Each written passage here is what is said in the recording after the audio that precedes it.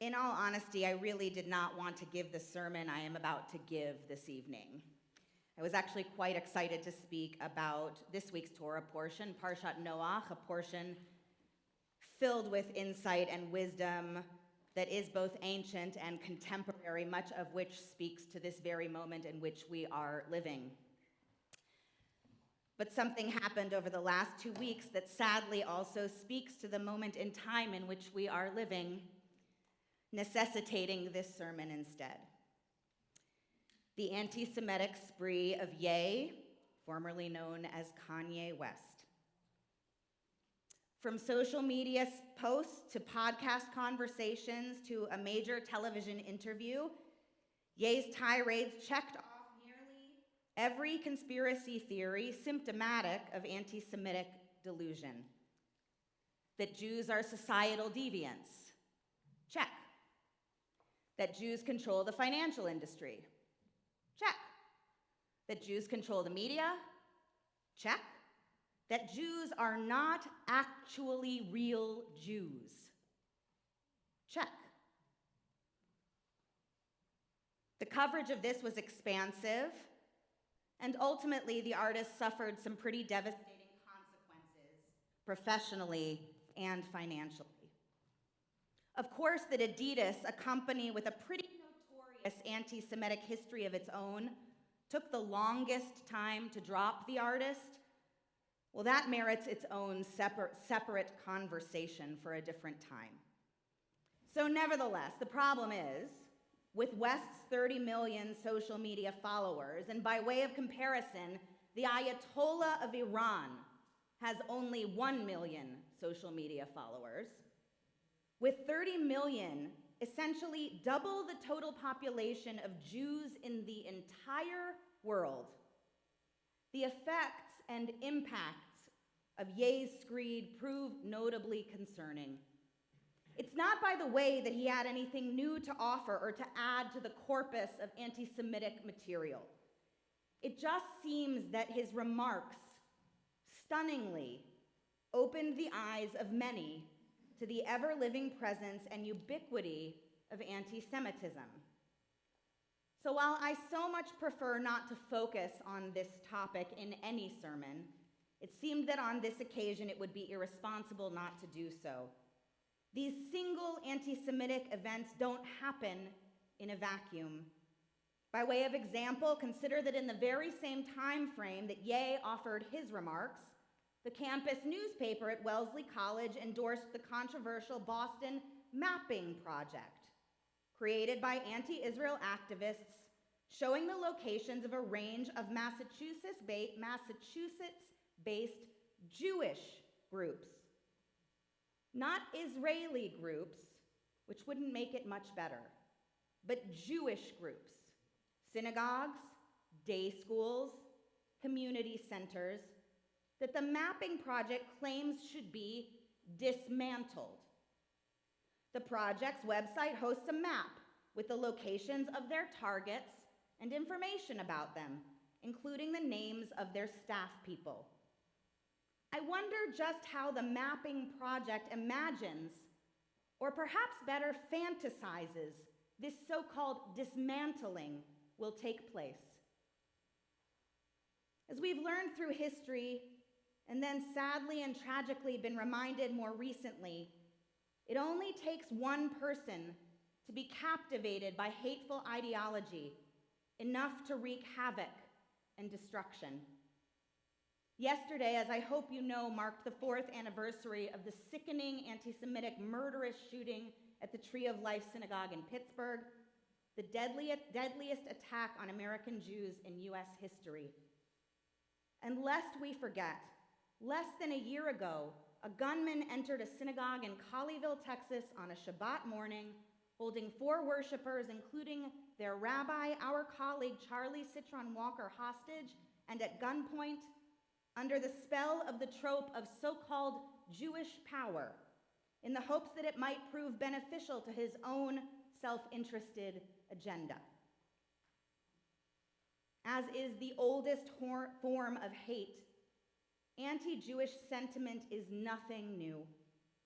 But the drastic increase of the normalized presence of anti-Semitism over the last 5 to 6 years in particular, not behind closed doors and among only small extremist groups, but spoken outright in the mainstream and often tolerated, if not encouraged even, among celebrities, on university campuses, and by politicians on all sides here in America and across the developed world, well, this is incredibly concerning. The Anti-Defamation League's most recent study found that 2021 marked the worst year of anti-Semitic incidents across the US in virtually every category. From attacks on Jewish institutions, to attacks in K through 12 grade schools, to physical assaults, percentages increased anywhere from 60 to 160%. And of note, the study revealed a relatively even distribution across causal categories, with anti-Israel sentiment and white supremacist ideology representing significant categories among any number of other motivations. As the ADL CEO Jonathan Greenblatt notes, when it comes to anti-Semitic activity in America, you cannot point to any single ideology or belief system, and in many cases, we simply don't know the motivation.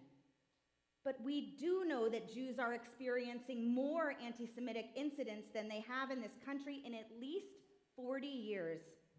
And that's a deeply troubling indicator of larger societal fissures.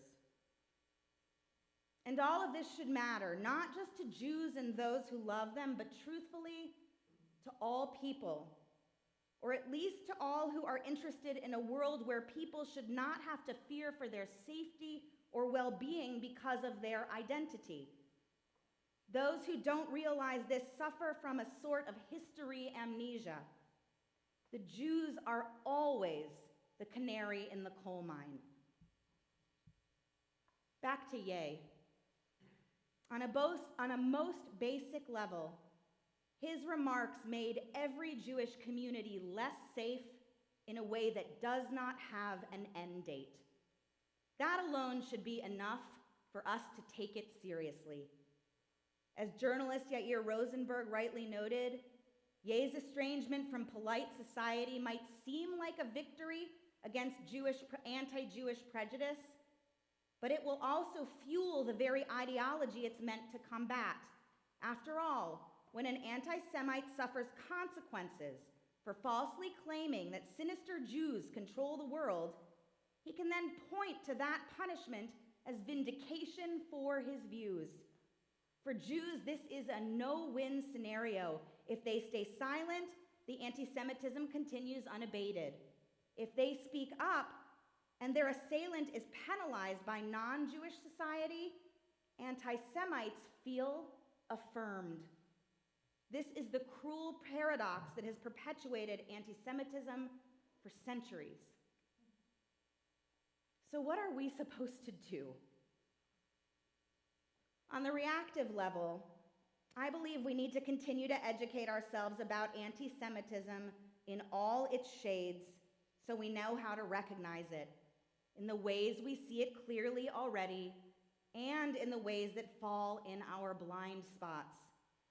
If you see contemporary anti-Semitism only on the other side, then you simply are not looking hard enough. A good reminder of this comes from 2019, when the former KKK Grand Wizard David Duke famously now tweeted, "By defiance to the ZOA, the Zionist occupation government, Ilhan Omar is now the most important member of the US Congress. David Duke and Ilhan Omar are not and never will be friends." But the truth is, the far right and the far left, despite their mutual hatred of each other, have found common allegiance in their shared hatred of the Jew. Second, we need to call out anti-Semitism and all other forms of hate whenever and wherever we see it. Whether uttered by a celebrity or a friend at a party, tweeted hatefully or spoken as a joke, words matter. Whenever words of hate are spoken, violence eventually follows. And we should begin in the circles closest to us. We all have the power to call out anti-Semitic language and any other type of hate speech. We can do this quite simply by responding, "That's not funny. I don't get it." We need to socially re-stigmatize anti-Semitism. On a related matter, this is to everyone, but especially to our students. And sadly, it's not just college students any longer.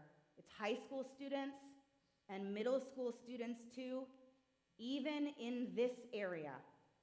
If you find yourself in an environment where you aren't sure if what you're seeing or hearing is anti-Semitism, where code words like globalists are used, or if you aren't sure where the lines delineating fair critique of the Israeli government, anti-Israel sentiment, or anti-Semitism are drawn, and you don't know who to ask, please reach out to me, to Rabbi Daniels, to Rabbi Green, to Cantor Goldstein. We will support you, we'll help you figure it out, and we'll establish a course of action together. Third, and proactively, we cannot allow fear to win the day, in particular when it comes to Judaism and Jewish practice. I know this part is hard, but honestly, I personally believe this is the most important part of it all. More than anything else, the very best way to fight anti-Semitism is to be proud Jews and Jewish families. We should affirm our true global mission, not to take over the world or to make the world more Jewish, but as Elie Wiesel taught, to make the world more human. We are called to be Or LaGoyim, a light to the nations, a light of just and ethical teaching and living in a world that so desperately needs it now more than ever. And to understand that means not just having Jewish pride, but it demands Jewish knowledge and Jewish practice too. Not simplified, universalized, watered down, Jewish, emphasis on the ish, practice, but to come to know and to delight in the incredible particular wisdom that Judaism itself offers, not just for us, but for everyone. Study Jewish texts and literature, ancient and modern too. Learn and read from Torah. Don't just give charity, give tzedakah. Light Shabbos candles. See the image of God in our fellow human beings. Practice loving our neighbors as ourselves and loving the strangers as ourselves too. We can feed the hungry and clothe the poor because we are commanded to. We can choose to see every encounter as an opportunity for blessing, and then we can say a blessing. We can tell the story of how our ancestors were redeemed from oppression and how we were taught to understand that story not as justification for victimhood, but instead as a lens of gratitude and responsibility by which to measure ourselves and through which to be of service to each other, our larger communities, and our world, and the list goes on and on. Yair Rosenberg, whom I quoted earlier, ironically was supposed to speak here earlier this week. His flight was canceled and we had to postpone his visit until the spring. Sadly, I'm sure his topic of why so many people don't understand anti-Semitism will still be relevant in 6 months. But I'd like to close with his words. Jews make up 2% of the American population and just 0.2% of the world population. In practice, this means that most people have never met a Jew. What the average person knows of Jews, they know from received cultural stereotypes, television, and the internet. The consequences of this are regularly evident in our public discourse, where ignorant and ill-intentioned ideas about Jews abound. But focusing on the negative ways that outsiders misrepresent Jews has the unfortunate effect of shrinking Jewish experience to the hampered horizons of their haters. In actuality, Jews are a proud and diverse people who have thrived for millennia and whose collective experience is far richer than simply surviving oppression. We must do our part to deny fear and hate the oxygen they need to fester. We must remember that our particular Jewish charge is to ensure that hope and goodness always have the last word. I pray that will be so in our day.